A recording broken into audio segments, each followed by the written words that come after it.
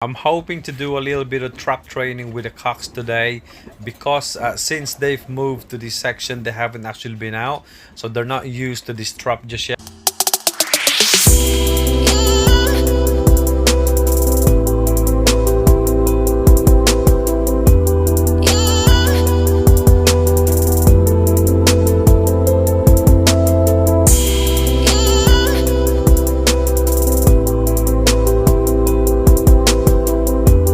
Since it's the first time they're actually using this trap, they kind of don't know what to do at the moment. They're just looking at it, looking around. So I left that door open anyway. So what I want for my birds to do is just for them to get out by themselves and just basically get used to it, get familiarized with the new trap system for them again. Off they went. So it's the first time they've been out again since about, I think, about a month and a half ago.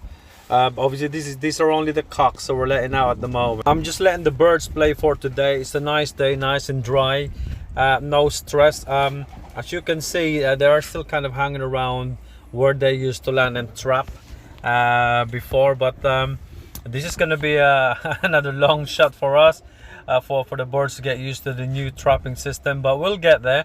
So the last thing I want is for our birds to be stressed, so I just want them to get used to it, and I will slowly and surely get them used to the new trap. For this morning, I made sure the birds are hungry enough for us to actually tame them in, and yeah, as you can see, we're slowly introducing the new trap to our cocks here since they've moved. So far I think we're doing quite well. So here we go, that's the first one. Second, there we go.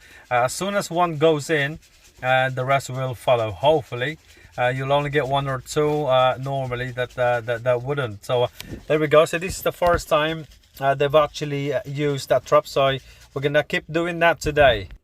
Birds are out again for the second time. I mean, you gotta keep banging at it until they get the hang of it. One of them is actually trying to get out from the Sputnik. One actually managed to do so. But at the end of the day, the main thing is they know where to get in or out even. The second thing I wanted to do for our birds is to for them to get used to feeding inside the respective boxes. Although I use the D cups for now, but that will be removed at some point, and we will replace it with the grit pot individually in there. So they used to be fed at the bottom together, you know, the normal way. However, this is what I wanted to do with the hood cocks, because I wanted to monitor the amount that they eat. I wanted to monitor if they've had enough or eating well. So we all know we always get some one or two that's greedy one that's eat more than the others. By feeding them in their individual boxes, I think I'll be able to monitor them closely. And yeah, we've got it's taken us a bit of time for them to do this. The water obviously is still going to be down there, and it's going to be a shared one. Again, this afternoon we're at it again, trap training again. Keep going and keep it going until they get absolutely used to it. I'm struggling with the two birds since this morning, but these were the ones. I told you, didn't I? You always get one. And yes, I have one here, this gristle here, which I've been struggling with to trap since this morning.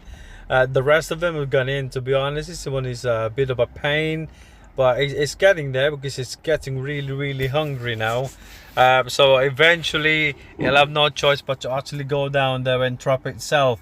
And I've got the food tray inside the little aviary where the Sputnik is, and I use that as a little bit of a lure. So when it sees the food, I'm definitely sure it's gonna go in. As you can see now, it's trying to get in, and it's actually looking at it now. Well, this is a good sign. Well, at least it's on the landing board at the moment. So I'll put a little bit of feed on there just to lure it and to get it down there. Hopefully, I'm hoping that when it sees the rest of the pigeons inside, it's gonna go in the widowhood section anyway. It's trying.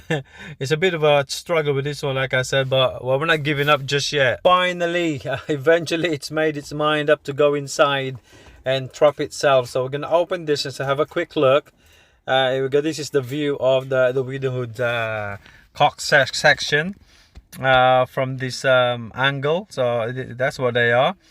So you've got about 8 there, and you've got about 2 on the other corner, and that's about it. So like I said, we're not gonna raise quite a lot of widowhood cocks because we don't have the time to do it. I think 10 or minimum of 8 will just be manageable. If the birds can talk, they're absolutely gonna say you're getting boring now, because they're having to do the same thing over and over again. So in and out, in and out, in and out of the widowhood cock section. Only because I wanted to train them as early as possible to get used to using this Sputnik trap as early as possible. Once they get used to this, as soon as they land, they're gonna go straight to here, not on the other one, without hesitation. So this is what we want to see. Here comes another one again. So they know how to get out now, they know how to get in. So one after another, this is what we want. And it's looking good. So it's paying off now. It's the effort that we've put in today.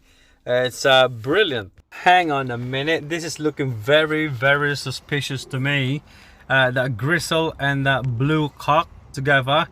So right, this is by the look of it, for me anyway, it looks like these two have paired. So I might be wrong by thinking that the gristle is actually a cock, but it looks to me that it's more of a hen. So we'll find out a bit later on. So yeah, it's not very often you'll see 2 cocks like that together and not fighting. So very suspicious indeed. Right, it's time to go in now. Let's go and get the gristle, and we'll find out. We're gonna get a cock from the other section, and we're gonna put them together in the same box, and we'll find out. We're gonna monitor it, and we're gonna have a quick look, because I've got a feeling that the gristle is actually a hen, and I've been thinking it's a cock. So well, what can I say? After some thorough observation, and now I have come up to a conclusion that the gristle is actually a hen.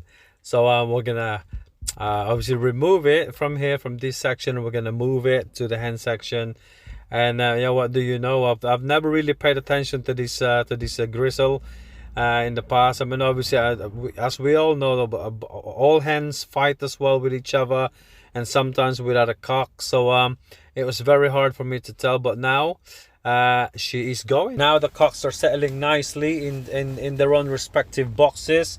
And we're gonna also remove the gristle from this section, and we're gonna move the gristle into the hen section later on.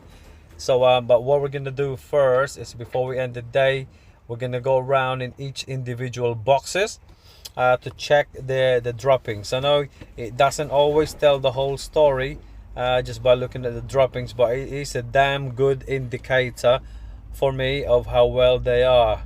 So yeah, as you can see, droppings are good in that one. Nice and round and dry, nothing loose. The color is okay as well, same with this one. So we're just gonna go through it all just to make sure they're okay. It's something that I do anyway on a kind of a regular basis, like I said, the observation, because at the end of the day, especially during the race, you gotta know whether the birds are good enough to race. Otherwise it'll just be a waste of money, or you'll be wasting it. So now we're gonna close the trap before we forget, because I'm sure the cats will love it if we do forget. And we're gonna have a final check at all the birds, and that'll it. We'll call it a day. I really do hope so that these cocks will actually do well in April. They seem to be in good condition, and they've raced well as young birds as well. You know, I can't ask anymore, well, apart from them going faster than they did, obviously. But at the end of the day, they're still here with us. We haven't lost them.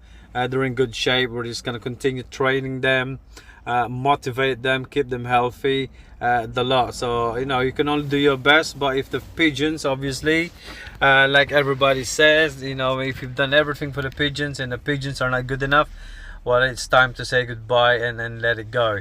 But yeah, for the meantime, we're just gonna hang around here and obviously just kind of like monitoring how they are.